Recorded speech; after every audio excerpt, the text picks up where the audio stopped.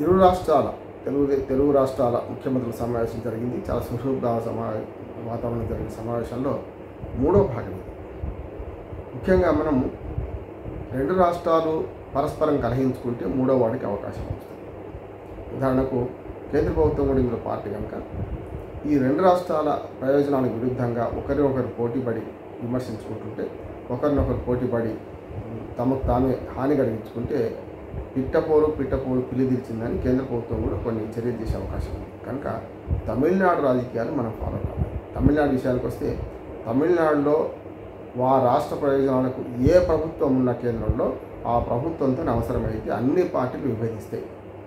ఉదాహరణకు అన్నాడీఎంకే బీజేపీ కలిసిన సందర్భంలోనే ఎన్నికలు వచ్చినప్పుడు ఎన్నికల ప్రచారంలోనే, అప్పుడు అంతకుముందు అసెంబ్లీ ఎన్నికల ప్రచారంలోనే కలిసి పోటీ చేసినా కూడా హిందీ భాషను రుద్దుతామనే మాట అమిత్ షా అనగానే వెంటనే అన్నాడీఎంకే స్పందించి కాదన్నారు.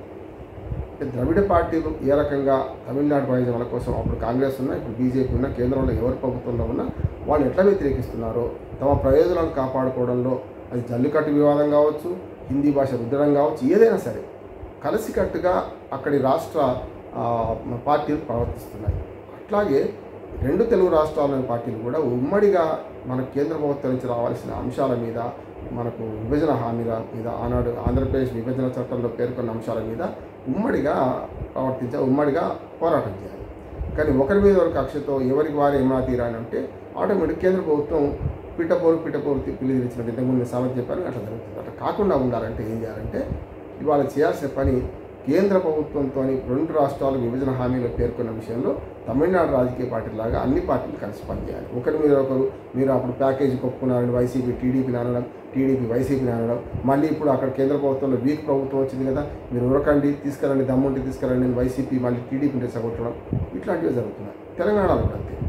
రాష్ట్ర ప్రయోజనాల కోసం మేమే కట్టుబడి ఉన్నాం, మాకు తప్ప తెలంగాణ మీద పేటెంట్ హక్కులు ఎవరికి లేవని బీఆర్ఎస్, అప్పటి టీఆర్ఎస్, బీఆర్ఎస్ ప్రవర్తించడం, కాదు మీరే ద్రోహులు, అసలు మీరు ఆనాడు అట్లా ఒప్పుకోవడం వల్ల జరిగింది కదా, 10 ఏళ్ళు మీరే ద్రోహం చేశారని కాంగ్రెస్ బీఆర్ఎస్ని అనడం చూస్తున్నాం మనం. అట్లాగే పోతిరెడ్డి పాడు విషయంలో ఎవరు వెనక్కి పోయారు, ఎవరు ముందుకు పోయారు అనేది కూడా చాలా చూస్తున్నాం. కనుక ఇప్పుడు ఒక మంచి సందర్భం వచ్చింది. రెండు రాష్ట్రాల ముఖ్యమంత్రులు కూర్చున్న సందర్భాల్లో ఈ ముఖ్యమంత్రుల స్థాయిని కించపరచదు. నెంబర్ 1, ఒకరి శిష్యుడు ఒక గురువానం, ఇద్దరు ఒకటే చేయదు. రాష్ట్ర ప్రయోజనాల నిమిత్తం కేంద్ర ప్రభుత్వంతో కొట్లాడడానికి రెండు రాష్ట్ర ప్రభుత్వాలు సిద్ధంగా ఉండాల్సింది. అట్లానే రేవంత్ రెడ్డి గారు కూడా చంద్రబాబు నాయుడు శిష్యుడు అని కాదు సహచరుడు అనాలి అనే మాట కూడా అన్నారు. కోపానికి వచ్చారు ఈ మధ్యన ఒక ప్రెస్ మీట్లో కూడా. అందుకని నేనేమంటున్నానంటే, ఇవాళ రేవంత్ రెడ్డి తెలంగాణ ముఖ్యమంత్రి, ఆంధ్రప్రదేశ్ ముఖ్యమంత్రి చంద్రబాబు నాయుడు అట్టే చూడాలి. కానీ వాళ్ళు తండ్రి కొడుకులైనా, గురు శిష్యులైనా, అన్నదమ్ములైనా ప్రభుత్వాల మధ్యనే చూడాల్సి, ప్రభుత్వాల అధినేతలను చూడాలి.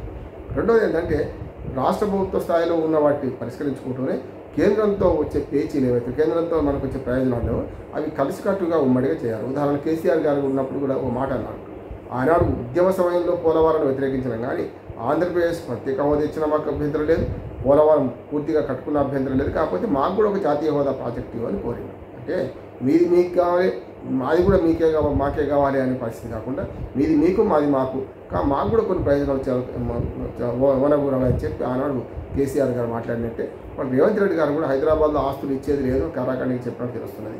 సరే, అధికారికంగా బయట పెట్టకపోయినా హైదరాబాద్లో ఆస్తుల మీరు అడిగితే అక్కడ ఆస్తులు అడగాల్సి వస్తుందని. కనుక షీలాబీడే కమిటీ ప్రకారం ఏది చెప్పిందో ఆ ప్రకారం అయితే ఈ ఆస్తుల పంచాయతీ పోతుంది. ఇక కేంద్రం నుంచి రాబట్టుకోవాల్సిన వాటిలో రెండు రాష్ట్ర ప్రభుత్వాలు గట్టిగా కేంద్ర ప్రభుత్వం అడగాలి. కేంద్ర ప్రభుత్వం వీక్గా ఉన్నది, ఓ రకంగా చెప్తే 9 ఊడిపోయే ముక్కలాగా ఉన్నది. కనుక తెలుగుదేశం పార్టీ సహకారం లేనిది అక్కడ ఒక రెండు పార్టీలు కీలకంగా ఉన్నాయి. అటు నితీష్ కుమార్ పార్టీ, ఇటు జేడీయూ, ఇటు పక్కనే రెండే పార్టీలు ఉన్నాయి. కనుక మనకు ఈ రెండు పార్టీలు కనుక గట్టిగా ప్రయత్నం చేస్తే తెలంగాణ, ఆంధ్రప్రదేశ్ ప్రయోజనాలు కాపాడంలో గతంలో అనుభవశాలి, 45 ఏళ్ళ ఇండస్ట్రీ, 2 సార్లు మోడీ ఆంధ్రప్రదేశ్ ముఖ్యమంత్రిగా, మరి ఇప్పుడు రెండవసారి విభజిత ఆంధ్రప్రదేశ్ ముఖ్యమంత్రిగా పనిచేస్తున్న కేసీఆర్, మన చంద్రశేఖరరావు గారు, మన చంద్రబాబు నాయుడు గారు ఎవరైతే ఉన్నారో వారు ఈ రెండు రాష్ట్ర ప్రయోజనాలు కాపాడ్డారు. గతంలో విభజనప్పుడు కూడా 2 కళ్ళ సిద్ధాంతం అన్నారు. కనుక రేవంత్ రెడ్డి గారి కంటే కూడా చంద్రబాబు నాయుడు అనుభవం కూడా అట్లా పనికొస్తుంది, చంద్రబాబు నాయుడు గారు పరిపక్వత కూడా పనికొస్తుంది. కేంద్ర ప్రభుత్వంలో ఒప్పించడంలో ఈ రెండు రాష్ట్రాలకు రావాల్సిన అంశాలు ఏవైతున్నాయో పెద్దన్న పాత్ర వహించి, కేంద్రంలో మోడీ గారు పెద్దన్న, మాకు బడే బాయ్ అని రేవంత్ రెడ్డి అన్న, రేవంత్ రెడ్డి కూడా బడే బాయ్ మనకు ఆంధ్రప్రదేశ్ ముఖ్యమంత్రి చంద్రబాబు నాయుడు గారు. కనుక వీళ్ళిద్దరూ కలిసికట్టుగా కేంద్ర ప్రభుత్వం ఒప్పించి ఇటు ఆంధ్రప్రదేశ్ ప్రయోజనాలు ఇటు తెలంగాణ ప్రయోజనాలు కాపాడే విధంగా చేయాలి. ముఖ్యంగా ఆనాడు జగన్మోహన్ రెడ్డి చంద్రశేఖరరావు గారు కూర్చున్నప్పుడు ఏవైతే చర్చలు జరిగినాయో దాన్ని కొనసాగింపుగా జరగాలి.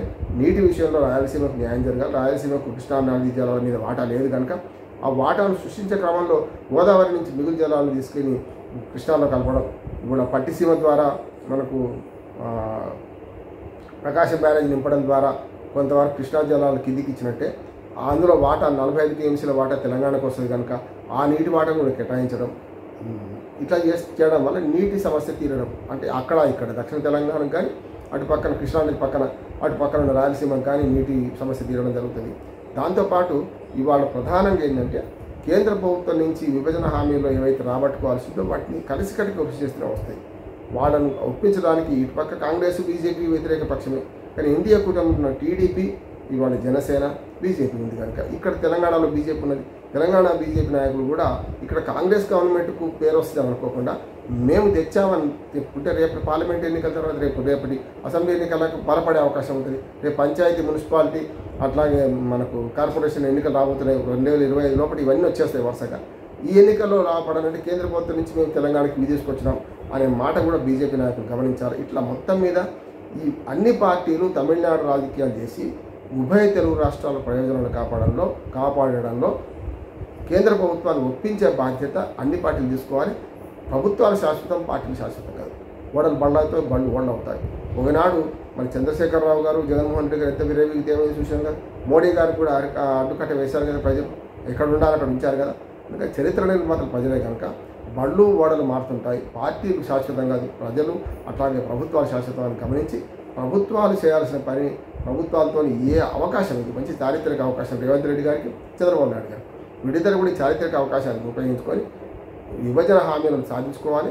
ఉభయ రాష్ట్రాల మధ్యన జీలం నదీ జలాలనే పాకిస్తాన్ ఇండియా మధ్య పంచుకున్నప్పుడు ఇది లెక్క కాదు కనుక తప్పనిసరి వీళ్ళు చేయాల్సిన అవసరం ఉందని భావిస్తూ ముగిస్తున్నాను. నమస్కారం.